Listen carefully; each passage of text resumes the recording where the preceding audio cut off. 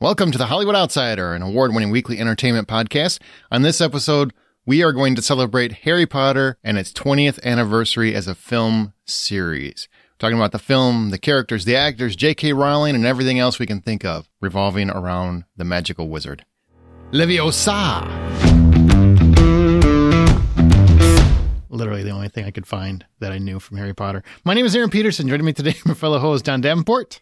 Hey, Aaron. How you doing tonight? Amanda Sink. It's Leviosa, not Leviosa. Atta girl. That's very sweet. Troy will not be here this week. All right, well, remember, you can always find more information at thehollywoodoutsiders.com. Join our Facebook group, The Hollywood Outsider. Just go on Facebook and look for The Hollywood Outsider, or we're on Twitter at BuyPopcorn. And also, if you want to contribute and support the show and also get some great bonus content with it, go to patreon.com/thehollywoodoutsiders. That's patreon.com/thehollywoodoutsiders. Now let's talk about what Amanda's really been dying to talk about. Harry Potter. Yep, I'm here for it. As we said at the beginning, this entire episode revolves around the 20th anniversary of Harry Potter. Because Harry Potter and the Sorcerer's Stone for the US and the Philosopher's Stone for the UK, because we all know us Americans don't understand that philosophy stuff, came out 20 years ago. First in the US, November 14th, and then in the UK, November 16th. How did we get the UK's beloved hero before they did? I don't know. It's probably how they get the Avengers before we do. But if you don't know much about the series, it revolves around a young wizard who went to wizard school and learned to be a wizard. It was written by J.K. Rowling, and what's most impressive about her is she wrote all those books. And yes, we're going to come back to J.K. Rowling later on in the episode. But right now we're talking about Harry Potter and the Sorcerer's Stone, aka Philosopher's Stone, and the subsequent 7 films that followed. So making 8 films in the series, and also spawned off the Fantastic Beasts series. So there's a lot of Harry Potter love in here. And there's also a wonderful theme park in Universal Studios. There's a whole lot of other Harry Potter action going on. But we're specifically talking about Sorcerer's Stone / Philosopher's Stone and that series and how much people seem to love it. And what really amazed me most about this series is that the initial cast remained primarily intact, which is really just insane when you stop and think about these were kids. These were young kids, very, very young kids. Daniel Radcliffe, Emily Watson, Rupert Grint. They were very young when they were cast, and they stuck with the whole series through the end. So did many of the other cast members, but it's just very surprising to see a main trio like that stick around for over a decade. And if you are unfamiliar with the series, I don't know what to tell you. This entire episode is going to be about Harry Potter. And the films in order: 2001, Harry Potter and the Sorcerer's Stone / Philosopher's Stone, celebrating 20 years, which was brought to the screen by Chris Columbus, and it was a huge achievement. Harry Potter and the Chamber of Secrets in 2002, Harry Potter and the Prisoner of Azkaban in 2004, Harry Potter and the Goblet of Fire in 2005, Harry Potter and the Order of the Phoenix in 2007, Harry Potter and the Half-Blood Prince in 2009, and then, of course, the final chapter, Harry Potter and the Deathly Hallows Part 1 and Part 2, in 2010 and 2011. It's always difficult when a book series translates to the screen because how many people tried to copy Harry Potter and very few of them duplicated that success. So why do you think this one flowed so well for both you and audiences?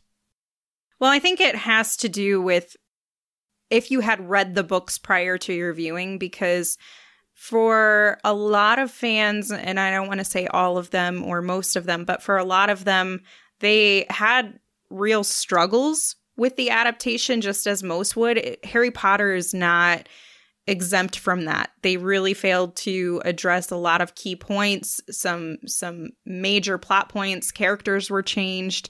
So a lot of that happened. But I think because you had such a strong following about who these characters were, this magic world, you actually got to watch the actors grow up with the characters at the same time. That keeps you incentivized, and you feel like if you're around that age as they're coming out, are growing up with them. And so that's, for me personally, was something that really drew me into it, because they were close to my age, or at least seemed like it. Magic was always something that I was really interested in, and, those types of stories. But it takes a very interpretive story that can go so many different ways visually, and it gives you something to put all of those thoughts to. And it does it with such flair in a lot of ways. It was so bold in a lot of the things that it does, and the characters are charming. And for me personally, I loved everything about it. I will say that the first movie, The Philosopher's Stone, which was only changed because Americans suck. Yep, because we couldn't handle it. We're like, what's philosophy? We can't handle America! a book with that word. But for me, that's not the strongest film. If you go back and watch it, it's a little rough in some parts, but overall, it was the start to a, dare I say, magical adventure. Well, you did. I can't believe you went there. I find the whole idea of Harry Potter, because I wasn't the book reader when I started seeing these movies in the theater. I was just somebody who loved going to the movies and being able to enjoy new worlds. And what was really great was how the world of Harry Potter within the movies was a solid, grounded world with definite rules and definite things that they have to follow so that it continuously grew. And at the same time, you have Harry Potter, who is kind of this kid who is almost, at the time of this first movie, kind of a blank slate. So it's easy to see yourself in his position and recapture some of that childhood wonder of being in some place where it's completely new and incredible and just mind blowing as far as what is capable. And it was just a blast slipping into those worlds every single year that a movie came out.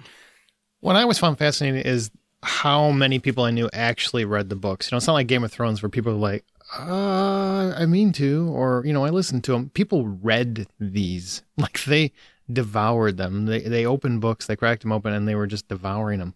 And after the movie came out, more people got into the books. I mean, it was insane. And a lot of that was because unlike, something like 50 Shades of Grey, the books are written well. They're actually, written well. There's an entire world in there that is just brought to life in the books. And the movies did everything they could to bring the majority of that to life. The most impressive feat, I think, for the film and following films is the casting. Like, I was astonished with the casting. I think they have the perfect Dumbledore in the first movie. I really thought Richard Harris was perfect. I don't necessarily mean he was perfect verbatim what was in the book. I just feel like he captured what we needed for the movies to work. And Daniel Radcliffe, Emma Watson, Rupert Grint, and Alan Rickman. I would throw Alan Rickman into this.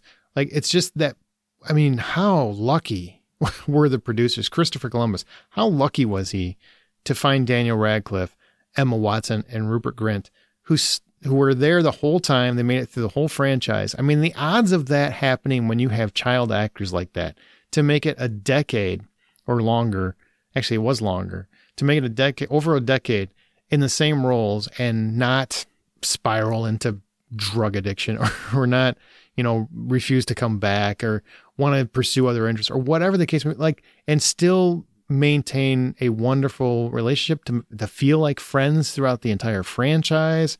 I mean, the sheer luck involved in that casting decision for all three of those actors is amazing to me. It's unheard of. It's really unheard of when it comes to kid actors for that to work. And I think that's why the movies worked. Well, it definitely does feel like a family after a while. You're definitely watching a family on screen go through the steps of being a family. Like even the villains of the plot were part of that family to every single feeling, and you can tell that there was some magic happening behind the scenes that was much more grounded in reality than exactly what you're seeing on screen. Yeah, and I feel like maybe it doesn't get talked about enough in terms of that. But I mean, if you think across the board, if you look at casts of other TV shows and whatnot, whenever there's child actors, especially, they grew over the course of 8 films in many respects. Like, they became adults in this world. That was their whole, I mean, they were young kids and they grew into adults all through this Harry Potter franchise. For none of them to be affected negatively, or at least seemingly negatively, is just one of the more impressive feats I've seen in a franchise before. It just rarely happens that all of the kids came out okay, it seems like. I mean, by most accounts. That's a really good point, especially because when I think about who around my age as a celebrity is someone that I could say, you know, I would look up to this person. Emma Watson is one of those people because she's done so many wonderful things for equality and the advancement of humanity in general. And she's even gotten into the political landscape and has a great education. Like that's something that you can say, oh, she's just living a traditional, I don't know, normal person life. But they also, none of them seem egotistical. Even the ones that you would say are egotistical in the movies. Like Tom Felton's Malfoy and stuff like that. Yeah, they don't actually appear that way in reality even. So they didn't even let those personality and characteristics that they were personifying in the films attach to their real life attributes. Agreed. Now, there was a big change, right? I mean, well, I guess we can also mention some of the other we had perfectly cast adults too. You know, you had, of course, Maggie Smith as Professor, how do you say it, Amanda? McGonagall? Thank you. McGonagall. I can never say it right. Robbie Coltrane as Hagrid. You know, you had some wonderful casting across the board. And of course, Alan Rickman, the perfect Snape. I mean, truly. Always. Truly, the whole franchise, you're just like, he's got to be the worst, right? He's Voldemort's like stepson or something. I mean, I don't know how it's connected, but he's got to be. And he turns out to be probably the most tragic hero in the whole movie, would you say? I mean, anti-hero, something. I don't know how you would refer to it, but Alan Rickman. No, he's the hero. Yeah, thank you. He's definitely a hero of the story. He sacrificed so much of himself to make this plan work. So yeah, definitely a hero. I think where the anti-hero element can come in is the dichotomy that he represented for so many people, because he did things that were unfavorable in appearances. You know, he made choices that were unfortunate, and he created alliances that made you go, wow, this is really terrible. But to your point, John, he did it all in the name of a long-term plan to get to this end goal. And he created, I mean, if you really, really think about it, he really created the platform for Harry et al. To complete this task, to defeat Voldemort. Thank God somebody did something, because it took him 8 movies to do it. Jesus. That's one thing. I'll talk about it later. But in terms of casting, who really spoke to you? Like, as you look back on the franchise, you know, who really stays with you the most? Well, I mean, everybody really stays with me the most. I even like Michael Gambon as Dumbledore later on, especially when you find out that, you know, Dumbledore is this more flamboyant character in other iterations of the story anyways. And so Michael Gambon becomes this really a much more interesting choice than Richard Harris did. I love Robbie Coltrane as Hagrid. His delivery for the lines, the way they structured this giant that was walking around the school campus, the way he looked, like the entire character himself was just something that you lost Robbie Coltrane in. He was completely gone, and all you had was Hagrid. And I look up to him both literally and figuratively, and I want to be Hagrid when I grow up.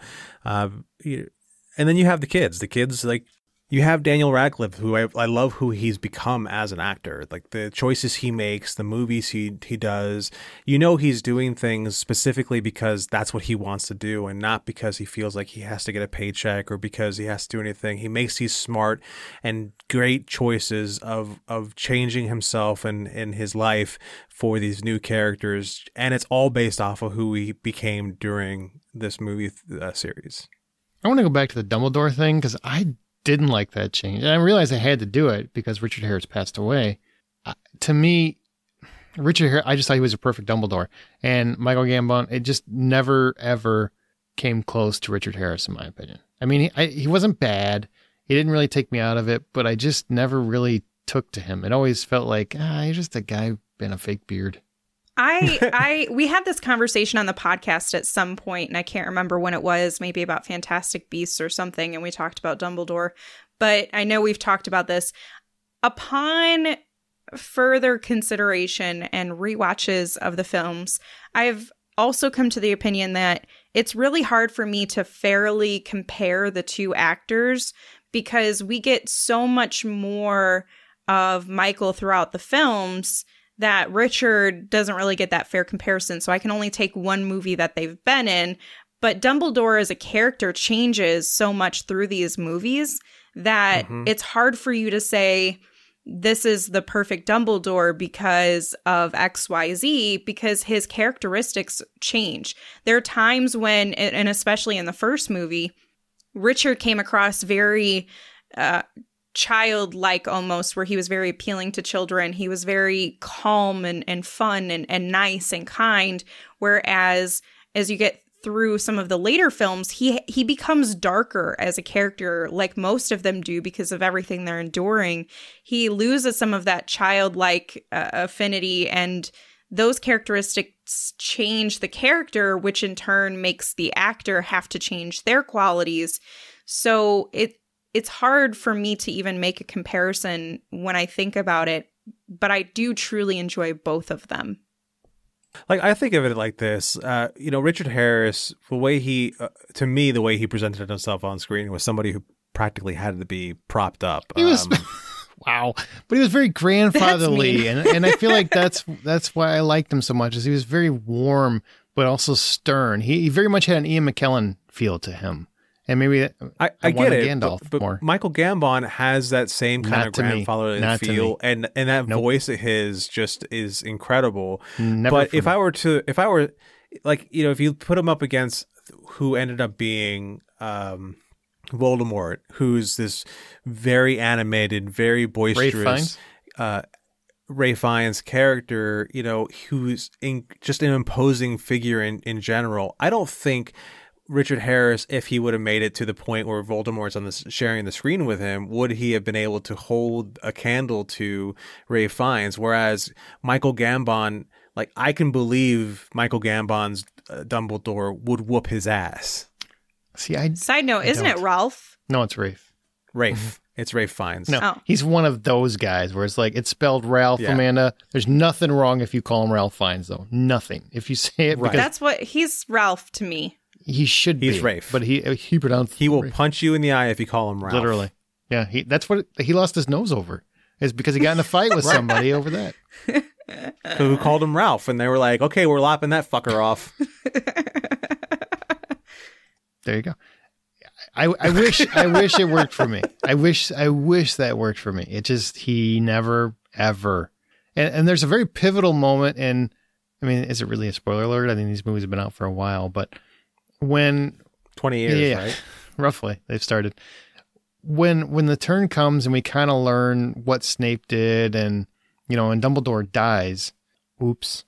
It's just not something that works as strongly for me, and I think a lot of that has to do with what? It doesn't work as strongly for me because I just... No, we heard you the first time. We were just surprised. We were just shocked by this. For me, it very much... He never sold me 100% on the character. And maybe part of that is because I was very attached to Richard Harris's Dumbledore. I just really liked what he was doing. And I just never got behind Gambon. I'll tell you this. I've seen all of these movies so many times that I don't even have count. But every time Dumbledore dies... I am full on sobbing. Every time Dobby dies, I am full on sobbing. Never. I don't love the Harry Potter movies, but I like them. Dobby, can we agree it's a bad special effect? He's so cute, though. It's not good. It's not my favorite depiction of a house elf. No, and I mean, and you can't tell me, well, it was ahead of this or that. No, because at literally the same time, you've got Gollum coming out, and it's like, why the hell can't it look like this? I mean, I would literally go see one movie and then see the other one. Is like, why does one look like good and the other one looks like, I don't know, Nintendo 64? Does Warner Brothers, you got money in one budget. Did you not share it? I mean, they're both owned by Warner Brothers. It was a really weird choice. They were going for some sort of aesthetic because the house elves looked a little bit too much like the gnomes, or I think it was the gnomes or goblins of the bank, and that just didn't work because he also had the goblins who were most of them were just a practical effect, whereas the house elves were all animation. Yeah, I mean, don't get me wrong. I get why people are emotional over Dobby. I'm not knocking the character of Dobby at all. I get Dobby. I just don't like how he looks through the whole franchise. I'm like, every time he comes up, I'm like, God, Jesus. So somebody looks okayed rough, this. but I still find him cute. That's fine. And I think a lot of that has to do with you're so attached to the franchise, right? Where probably I'm looking at it from just a film buff's point of view. And I'm just like, you guys had a bazillion dollars. It doesn't look good. I mean, these movies made a bazillion dollars. And Warner Brothers owned Lord of the Rings and this. They could have just said, hey, that's a good point. Our special effects houses are not getting this done. Can we bring Weta in here? Can we bring the Lord of the Rings people? Can we bring them? Can they do the effects or something? No, we can't do that. You're going to have to keep using the crappy house. Oh, okay. I think they just didn't want him to come off scary. I mean, well, there's better ways of doing it without them coming off scary. Yeah, I'm just trying good. to. It's called good. Back it up. It's called good. But all that said, bad jokes aside, there's a lot of heart in the actors for the most part, even though I don't think Gambon has any. But a lot of the other ones have a lot of heart. You're so wrong. And it's amazing to me how it just shows how wonderful an actor Alan Rickman was, that he played that part to where everybody that didn't read the books wanted to hate his character so much. Would you guys agree with that? That they 100%. Absolutely. And once that turn happens, he made everyone understand. And he did it with his eyes. He did it with his mannerisms. And he still never changed his character. And I can't even express how frickin' perfect that is and how hard that seems to be for actors to pull off. Where he never, like, suddenly I'm this wallowing, heartfelt sap, and now I just... Oh, the love. He was Snape to the very end. It was always there. He was playing it. You just weren't, he was just doing it so subtle, so well. And man, that's one of the best performances in film, I would say. Yeah, I couldn't agree more. That is absolutely true. It is one of the best because it's even on rewatching it, a lot of the things that he does on rewatch make so much more sense. Mm-hmm. And it really, I mean, it's almost painfully Mr. Potter. It's almost painfully obvious that he knew what was coming, and there's little hints that it just kind of feeds you when you go back and rewatch them, where you're like, oh, this works so much better now. This works okay. This makes more sense. But it never once takes away from his character, and I just find that so fascinating that he played a character that people literally hated. I mean, hated in a good way, but that good movie hate. Where they're like, yeah, they love to hate him. He's so good. He's so easy to hate. And then that turn happens and you instantly fall in love with him. And that's so hard to pull off. I mean, so hard to pull off. I think that's probably why J.K. Rowling gave so much trust to him to tell him ahead of time. Mm-hmm. Like, this is what your character's path is. This is what always means.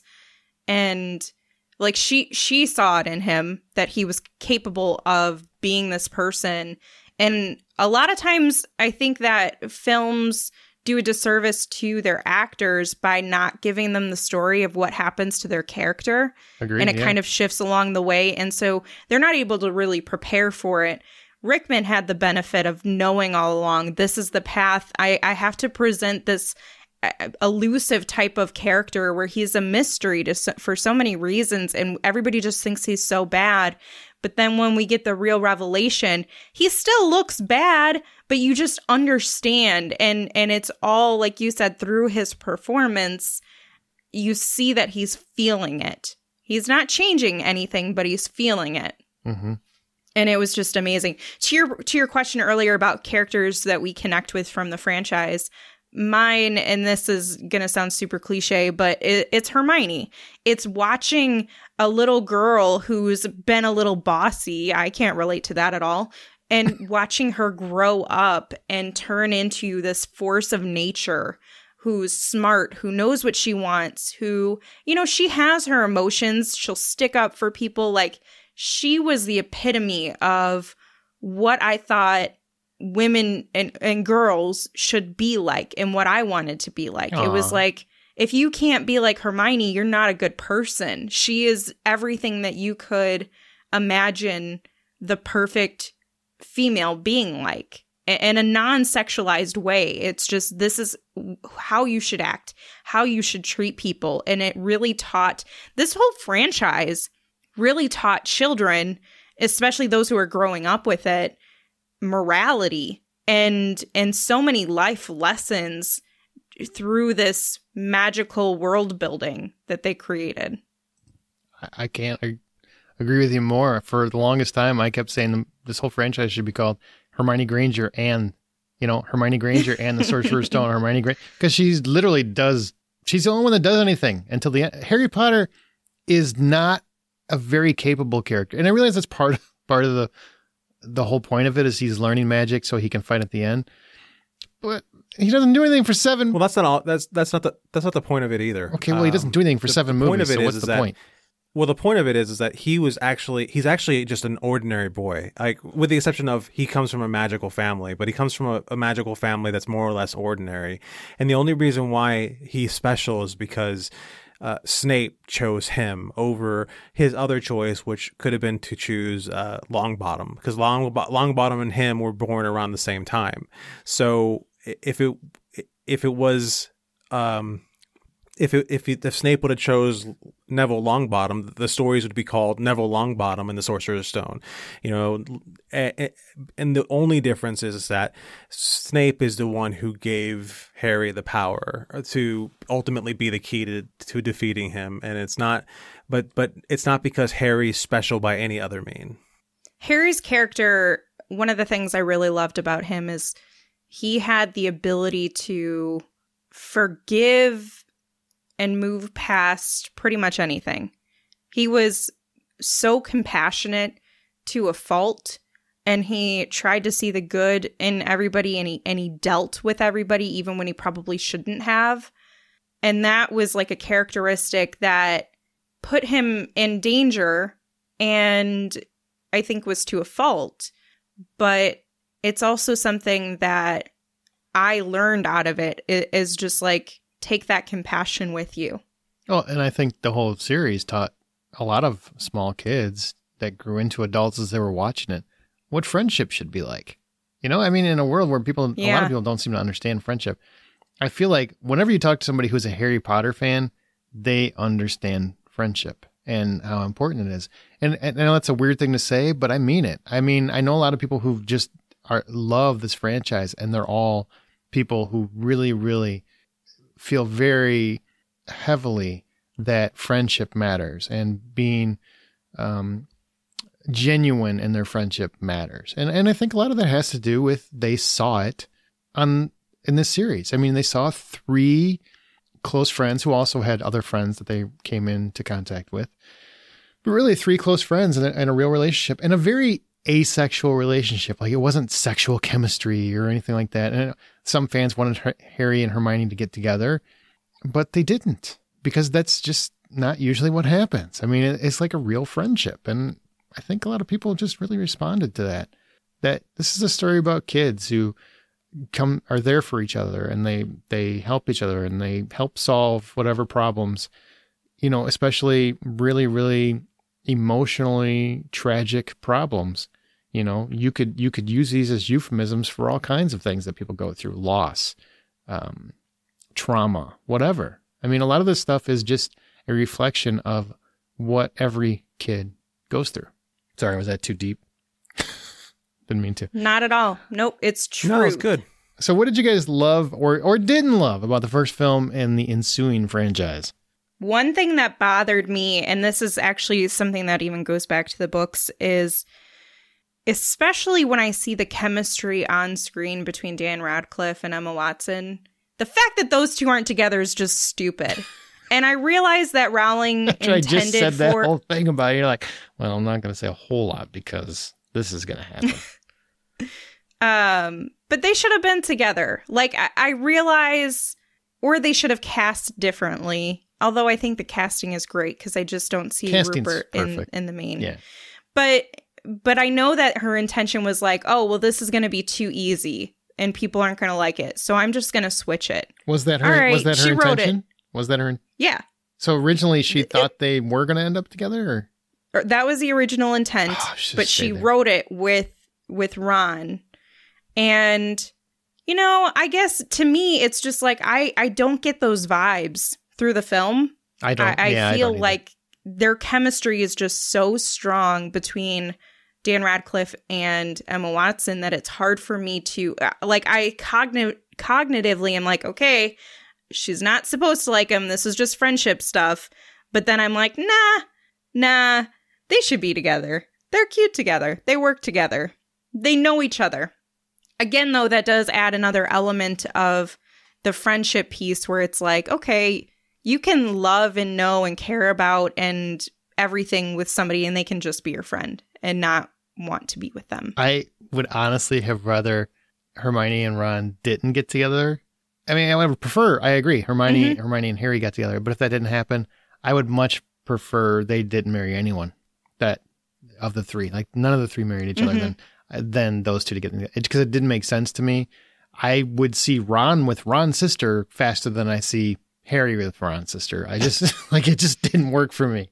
But it wasn't one of those plot points that really mattered to me. I wasn't that emotionally attached, but I agree with you. If you're going to put any two together, it seemed to me that Harry and Hermione were the no-brainers. I actually like the idea of if all three of them would. What would I do? I don't know. I don't know. What do you like? Go ahead. Were you just about to agree with what Aaron just said? I was. And I was about to say I would actually. I actually like the idea of them, all three of them ending up with somebody different, as opposed to Harry ending up with Ron's sister. I actually thought that made sense to a degree. In the books, it does make a better. It makes more sense in the books because she's such a badass much more of a badass in the books than she is in the movies. Like she has a chance to really step forward. But and then Ron and Hermione getting together, just the only way that makes sense is because opposites attract. Otherwise, it's pointless to the story to have that happen, except for to give Ron and Harry something to fight about when they start getting into puberty. That's basically it. Because otherwise, the two of them were like thick as thieves. So you had to find a way to drive a wedge between the two of them, so to speak. And you never marry your friends. You never marry your best friend's sister. You just don't. It just feels uncomfortable. It feels wrong. Okay, so as far as things that I love or don't love, I think I covered a lot of the things that I love. As far as what I don't love, I there's a lot of things that are in the books, like I mentioned with Ginny being a bit more of a badass in the books and having a chance to step forward. I would love to see more of that. A little bit more of Luna Lovegood would have can't hurt anything at all. Amen to that. She's such a wonderful character when she shows up in the movies and in the books that just getting more of her would be great. And then some of the other side stories, like there's a whole side story with Hagrid's brother, which is the giant. There's a whole thing where Hagrid hooks up with the giantessa, the headmistress of the other school, where it would have been cool to see more of that and how they use that relationship to further the Phoenix or the Order of the Phoenix's cause. There's a lot of things that are would have been great, but not really necessary to see. That's it. To your point about incorporating some of the book background into the films, I think we all would have benefited from having more Dumbledore background and really just to understand. And I realize they've done some of that in Fantastic Beasts, and please don't make a comment about that. I swear to God, I'll punch you two in the face. That second movie, boy, what a classic. Anyway, I liked it. It was 9.5, I think. There's so much that can be, and such a great way that you could have brought in some of the unfortunate backstory of Dumbledore and his messing into the dark arts, where, you could have had this reality strike for the main characters like Harry and Hermione and Ron, where they think he's so perfect and wonderful all the time, and then they find out all of this backstory about him, and we learn more about his character, and they're surprised by it, and it creates a level of humanity and an opportunity of overcoming your past and being better and doing better. But it also shows how powerful he is as a wizard, and I don't really feel like the movies did a great job of showing that fully. Mm-hmm. We heard about it. It was talked a lot, but the follow through in showing it wasn't done as well as I would have liked. Yeah, I get that. You know, the way the first movie starts, where you start the first movie with Dumbledore in front of Harry's soon-to-be house, and he's kind of lamenting over where they are. If they would have done something a little bit more, a little bit deeper that would have it would help set the theme of the movie we're about to watch. So spend about 10 to 15 minutes telling this quick story of the screw up that Dumbledore completely made to get them to the point where the story is about to take us for the rest of the movie. That'd be a lot of fun as far as, you know, delving into who Dumbledore was and what kind of decisions he was making. And then you can see how those decisions play out in real time or in the future from when he made those bad choices, or when he made the kind of choices that got everybody to where they are now. What I don't love, I think I already talked about plenty, so you go back and listen to the last half hour and you probably hear some stuff here and there. But I will say, like, one thing that I love that I don't think it's talked about enough are the stories from people that, you know, I went and saw the movies with my kids, and you know, just watching them light up as they watched them was just something magical for me. Even if I didn't always love the movies, because, you know, some of them, it's very hit or miss for me on some of these. And I always have the viewpoint that, well, Harry Potter never does anything. Like, that's always my viewpoint until the 8th movie. That always drove me nuts. Like, well, a lot of people, you're the chosen one. Chosen for what? To stand by? I mean, so that was always, but to see my kids, they would just like light up and they loved it and they would really get into it. That kind of thing really made me happy. A close friend of mine, Angela, she had a Harry Potter themed wedding, which was incredible. I mean, it's just like you made this the center of your marriage. I mean, I just find that fascinating. Well, that was their first date, so still, but that to make your whole marriage, you know, Harry Potter themed is insane. I still have one of the lanterns here. It's an amazing thing that you would carry that over into your love life, really. The impact is really just insane. And I don't think it gets talked about enough in fandom, but the Harry Potter fandom is very similar to Star Wars in the respect that but nicer. But I would agree, much nicer. They are very passionate. They are very devout. They are they know everything. I mean, the real Harry Potter fans, like, they know everything about the movies and the books, and they just know what's going on in Harry Potter world. And if you like, we put a post up on social media, just like, oh, what are your thoughts on Harry Potter? And bam, just story after story after story of really just kind of beautiful things where people created annual celebrations of when they would go to the movies or when they watch them at home, or they, you know, I think, Amanda, you did a whole Black Friday where you watched like all of them with your friends all together. And like, there's all these kinds of things that people do with this series, and I find that to be probably the best thing that came out of it. Yeah, I couldn't agree more. I have so many memories with the movies too, seeing them in theaters and even working them as I got older. And I was an announcer on top of some of my other duties. I would do the announcements. So I recall, I can't remember which film it was, but it was towards the tail end of the movies, somewhere in the last 3. And they had scheduled, like, I don't know, 12 midnight showings or something. It was ridiculous. They just kept adding them because it was so popular and they all just kept selling out. So it'd be like 12, 12:01, 12:02, 12:03, etc. And I remember very vividly, my role was to go to every single theater before the movie started when there was a quiet moment and do my announcement.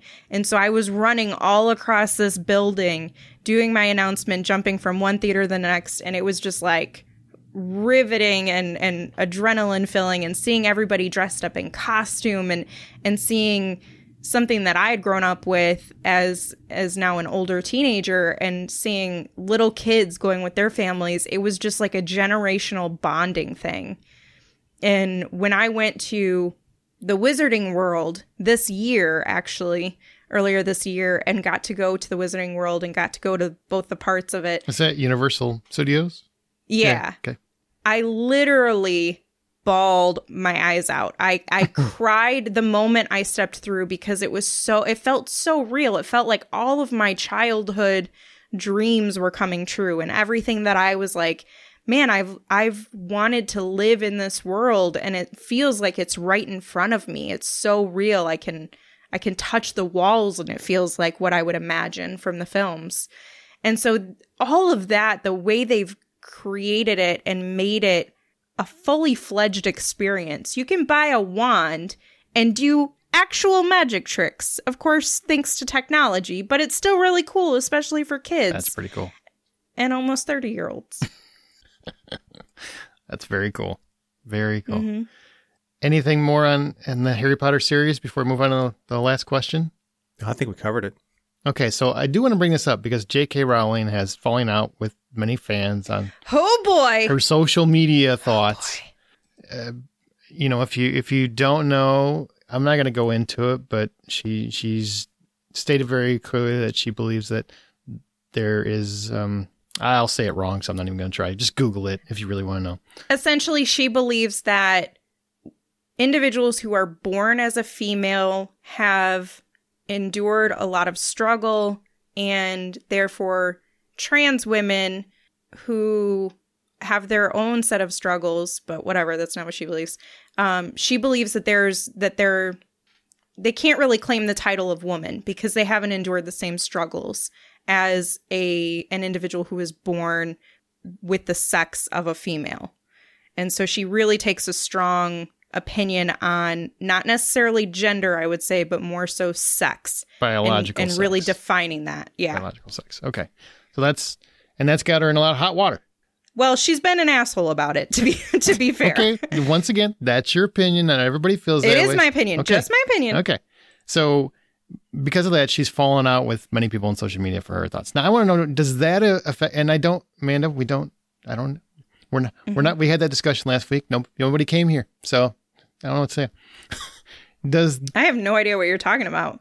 Does this affect your enjoyment of the franchise as it extends and likely expands or rebuilds in the years to come? Like, does her off-book social media concepts and ideas, does that affect your enjoyment of the series as a whole? So I tend to look at myself as very progressive, and we can all be better, we can all do better. This is one of the very few circumstances where I tend to disagree with those I normally agree with, and it doesn't affect me. She's allowed to feel however she wants to feel, and quite honestly, as a woman who has endured her own struggles, she's allowed to feel however she wants. Doesn't mean I agree with it.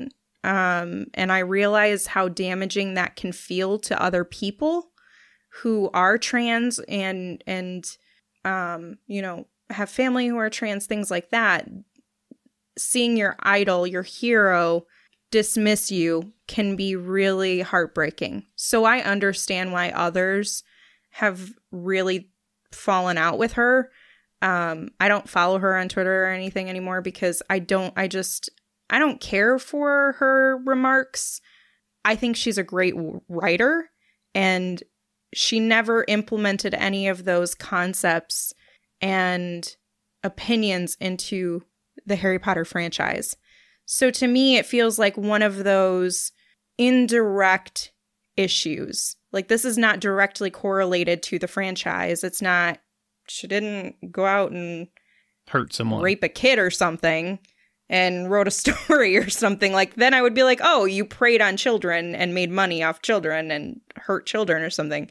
No, it's very different. So she has her opinions. I get what she's saying. I disagree with it, but it doesn't affect me.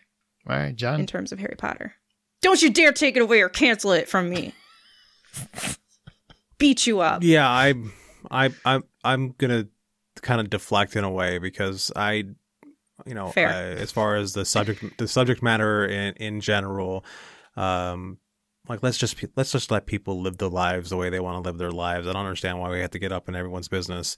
As far as what she said, you know what? Let's go after somebody like Jeff Bezos first, or somebody else who's really making people.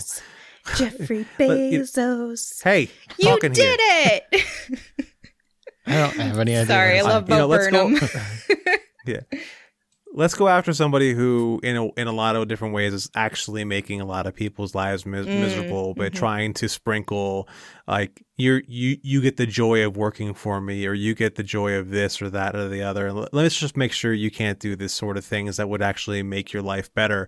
Let's go after those people before we go after somebody who not only created a world in a situation that I'm sure her life was not easy before Harry Potter happened. And I'm sure creating Harry Potter, and the reason why her hand is like she's got this stranglehold on the property, is because it's something that it's just she did work very hard for, and she did create from nothing. And I'm sure that she has had some things happen to her life, to her personally, that has made her feel the way that she does. I don't think that it's my right to either dismiss her or deny her because of what she says. She's entitled to her feelings, and her feelings are fine by me as long as I get to still live in Harry Potter world. Yeah, it's funny to me because anytime someone tells me that cancel culture isn't real, if I talk to somebody, varying responses, but if I mention J.K. Rowling and I'm like, it doesn't bother me. I have been shouted at for making that statement. So I'm like, well, it feels like you're trying to make me not like her. Like, it's my opinion. I mean, so it doesn't affect me at all. I don't love these movies to begin with.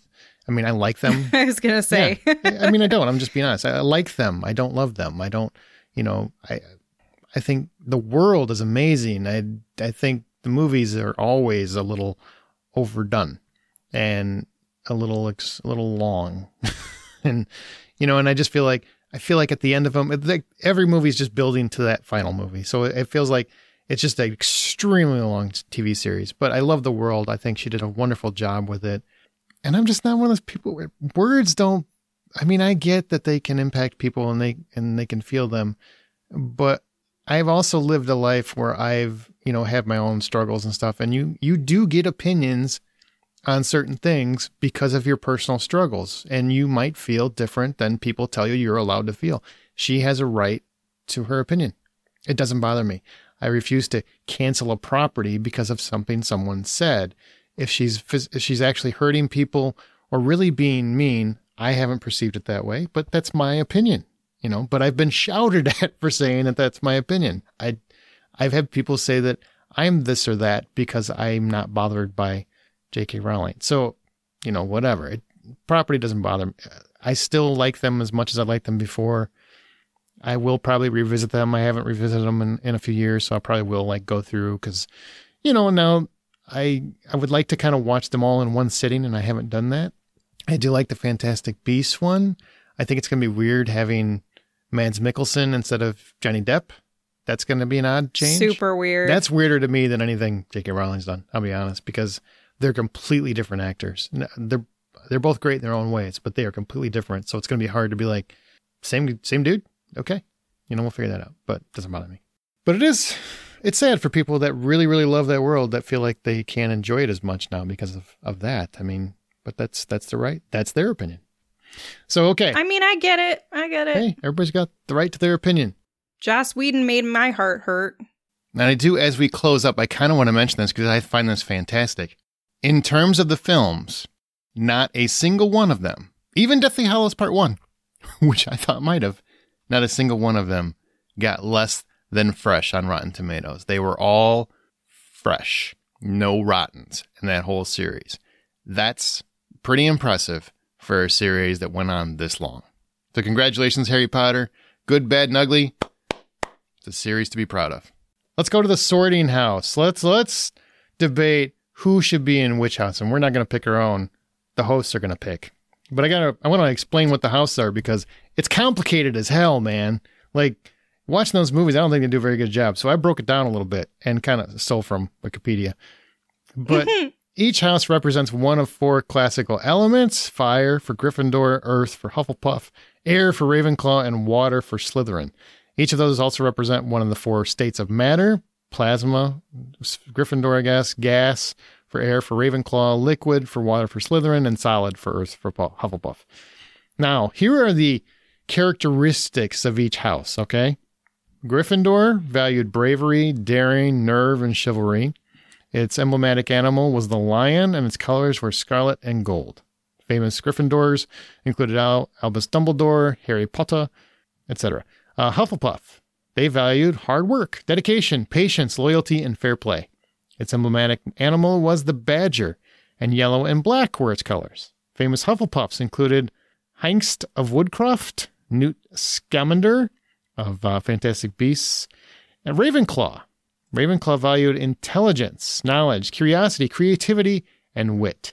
Its emblematic animal was the eagle, and its colors were blue and bronze. Famous Ravenclaws included Luna Lovegood, Gilderoy Lockhart, and Slytherin. Slytherin valued ambition, leadership, self-preservation, cunning, and resourcefulness, and was founded by Salazar Slytherin.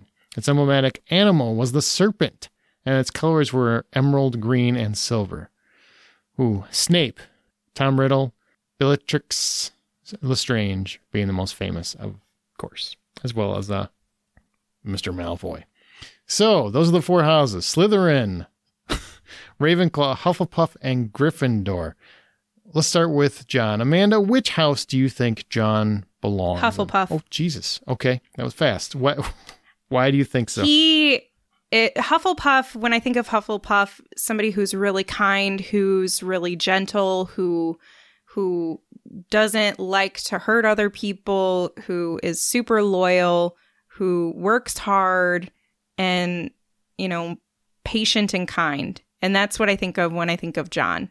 I know that the creativity piece can come into another house, but I feel like he represents so many attributes of Hufflepuff, and that kindness and gentleness is very specific to Hufflepuff. I was on Ravenclaw. I was teetering, though. I think he brought me over to Hufflepuff. John, have you done the test? Do you know what you are? I don't think I've done the test. Okay. We are the test, Amanda. It's been a long time since we are the test. We are the answer to the test. Right. Oh, okay. John, Right. You are House Hufflepuff. Oh, that's great. Okay, now I like the bad job. now let's go to Amanda. John, where do you think Amanda fits? Amanda is definitely a Gryffindor.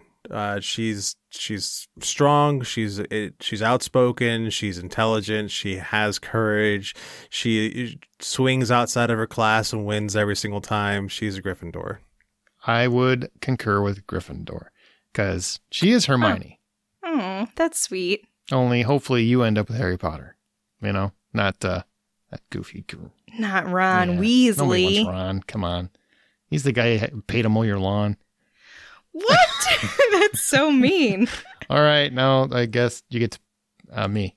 Do me. John says, all right. Wink, wink. Ha, ha, ha. I'm sorry. What? Yeah, it's obvious. You're totally House Slytherin. See, I thought about Slytherin because he's very ambitious. He's our leader, of course, and he can be cunning and all of that. But I feel like one of the distinct personality traits of Slytherin is that there's an element of self-preservation. And that can mean at all costs. And while Aaron is, he looks out for number one, he wouldn't do it at the cost of someone else. So for me, I would put him in Ravenclaw. It gives the element of creativity, of intelligence, and wit, which is one of Aaron's number one qualities. Right, but to as an argument, let's take Severus Snape for example, somebody who ultimately showed loyalty that nobody else was able to show, and leadership that nobody else had shown, and self-sacrifice that nobody else had actually been able to complete because he gave up absolutely everything in his life to make this plan work. And so, yeah, sure, he is into self-preservation, but definitely not at the cost of anybody else. So he made sure he ends up sacrificing himself and being the bravest person of the whole series. So he's more like Snape than anybody else. I would agree with that, but I would say you just can't let me have it, can you? Well, You just can't let me have it. Can I ask a question? And I realize Yeah. it's about me, so I can't really partake in the debate. But self-preservation, as long as it doesn't mean selfish, because I am zero selfish. Like I am not a selfish person. So as long as that is not what self-preservation is mean in this circumstance, and that's all I have to say, and then I'm back up. And I'm just saying, Snape personified that perfectly. He was interested in self-preservation, but he also wasn't selfish. He gave up as much as he could. So, yeah, I mean, I do get what you're saying, and I would say Snape he is most like, but I would also argue that Slytherin has really more controversial characters like Malfoy who use others around him for their self-preservation and as a stepping stone. And that is, while they are enacting the ability to lead and others are following him, he's still not a leader. I wouldn't say that he necessarily has leadership qualities. He's just a jerk, and he does it at the expense of everyone else. Is this me we're talking? No, we're talking about Malfoy. Okay.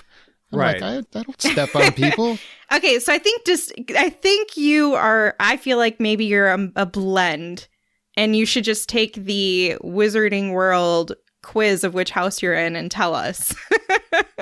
Well, ultimately, the Sorting Hat taught us one thing, which is that the person wearing the hat ultimately makes the choice of the house they want to end up being in. That is true. So the Sorting Hat does say that, where, maybe Aaron can end up being a Ravenclaw, or Aaron can end up being a Slytherin, the one Gryffindor, you were. But he, but he's ultimately, I think, because of just because the people who ended up wanting to be Slytherins ended up being douchebags to some degree or another, a lot of the people who are Slytherins are actually really good people. Slughorn was a Slytherin, and he was actually a good person. Aaron, which house do you want to be? Wait, I don't understand. You just rules. said the hat. So I get lets to you pick? choose. Then Ravenclaw. 100%. 100%. He doesn't want to be Slytherin. No, it's not. I don't think I fit Slytherin as much. I mean, I appreciate everything the way John sold it, man. I would buy fucking real estate in Slytherin. Because all those movies, I didn't get a whole lot of that. And I'm like, wow, suddenly that seems like the best house. I get why people listening without, much context might feel like, oh, he could be a dick sometimes, da-da-da. And that seems to be the equation to Slytherin. But Ravenclaw is very much about valuing facts and knowledge above all else, and being very creative and trying to create things and deliver. I don't know, just curious about the world and wants to know details. Doesn't want rumors or speculation or thoughts that are just opinions. They want facts, and that's very much how I am. That's how my brain works. So I would also add, as somebody who solves mysteries, to enter into the dorm or whatever, to get in there, you have to solve a riddle to gain entry. Love it. I'm in. Although, let's just, everything John said, though, I don't want to keep all that on a loop, because that made me feel really good for a minute. Are you going to play that for yourself? I think so. Yeah, this might be the episode I listen to. You're welcome. Are you saying you don't ever listen to our episodes? Amanda, I edit them, so I listen to I listen a lot, and I never want to hear it again by the time it's done. Yeah. But you'll hear that John loop. I might listen to that one a few times. I got to tighten it up. I got to get in there and make sure it's literally, that's all I'm going to leave, the whole section, that whole segment. Harry Potter, all the Harry Potter stuff is gone, and it's just going to be John, and it's going to be cut to where Aaron is, and then I'm going to cut all that Slytherin stuff in there. I appreciate that. But I don't. That's what you can do when you're the editor. I don't understand the rules. So you can pick your own. Okay, so the hat chooses the wizard, but you can, like Harry, he was saying, not Slytherin, not Slytherin. And so he didn't want to be Slytherin. And it was thinking like, oh, maybe you should be. But then he had the determination to be in a certain house. I remember that now. Okay. Just make sure I understood. But what I would say is you should take the quiz, because I am really curious now what it would place you in. Because you have so many attributes of both houses. I will take the quiz. Okay. But thanks for playing like that. That was fun. I think that was fun. And it's cool to kind of see where everybody... Now, I want to know how many people are listening who've been listening for a long time. Agree, disagree, think we should be in different houses, wherever. That's a good question. If you have an opinion on that, email us, feedback@thehollywoodoutsiders.com if you want to email. Or just hit us up on Twitter, @buypopcorn. Tag us and let us know what you thought. Or go to our Facebook group, The Hollywood Outsider, and let us know there. Because I'm really curious to hear what people think. So let us know. And tell us what house you're in. I share that. I think it's great that everybody loves this world and wants to talk about it. So share what house you're in. Tell us what house you think we should be in and give us reasons why on both. And that's going to do it for this episode of The Hollywood Outsider. Share your thoughts on the episode. Share the episode itself on Facebook, Twitter, Reddit, whatever social media you use. Please share the show. It does help the podcast for sure. You can rate and subscribe us on your preferred podcast app as well. And you can find John's artwork and everything else on Insta and Twitter @RJohnDraws. Amanda on Veronica's Marshmallows podcast and Smirk the podcast, and @SinkIntoThis on Twitter. Troy, who will, I'm sure, be here next week, @TroyHeinritz and The Blacklist Exposed. And me, I'm Presenting Hitchcock, which we just had a Rear Window episode. So that's a fantastic episode because it's the best movie of all time. And I'm also on Twitter @AaronSmirks. And remember, the next time you head to a theater, guys, buy popcorn.